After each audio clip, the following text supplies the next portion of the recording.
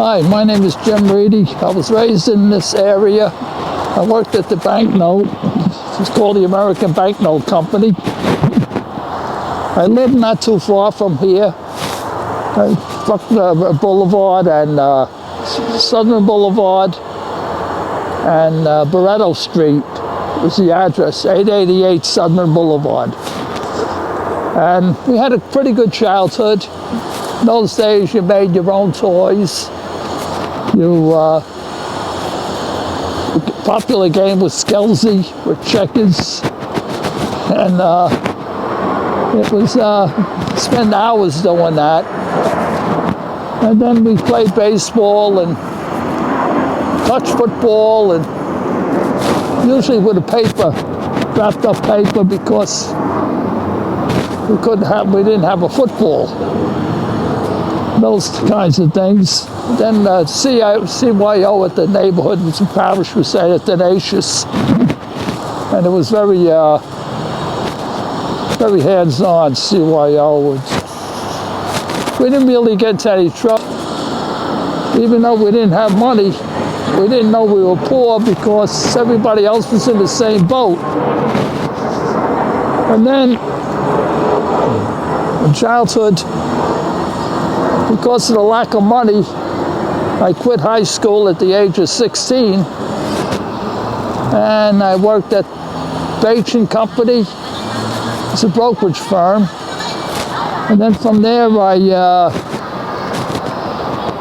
went in. I worked at a bowling alley setting pins. That's before the automatic pin setters. Afraid of your life, you get hit with a pin or a bowling ball. And that was challenging in a way. And then I worked at Orbach's department store, wrapping packages. And I don't know, I guess I was 19, and I went down to Arthur Avenue and asked them to draft me.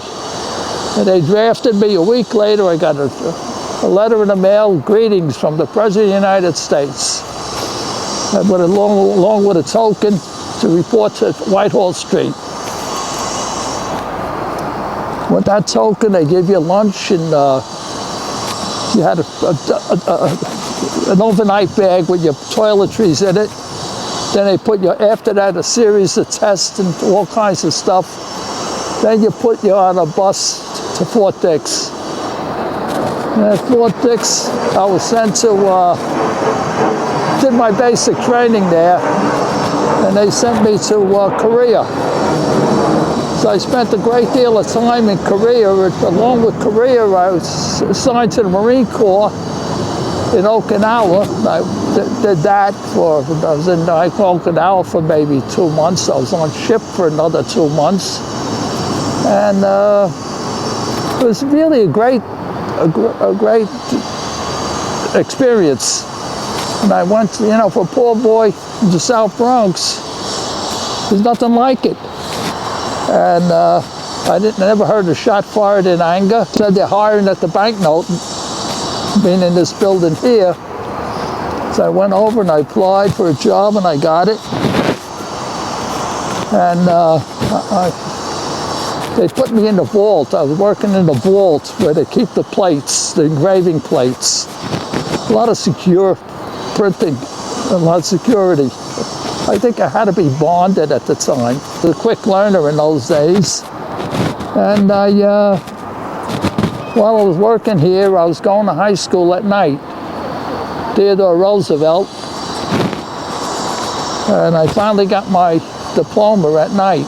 And then they promoted me to the engraving division. And I was in the engraving division for quite a while. 7 or 8 years, and I got to know the artists, the people that did the picture work and the lettering, and they had a border would go around. That was done by a machine, and there's a secret combination to the machine, all to prevent counterfeiting. The whole thing, certain type of paper, all kind of marks, and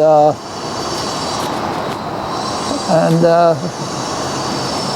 it was engraved steel plate finishing, it was called. And if they regarded it, if they made the plate, and that's an involved story how they made the plate. It goes from a roll to a roll, and then it goes up to a big sheet. And on that sheet of paper, it's pressed in. Then it's my job was to bend the paper, bend the plate, so it fit on, and bevel it so it fit on the press. And that's what I did. And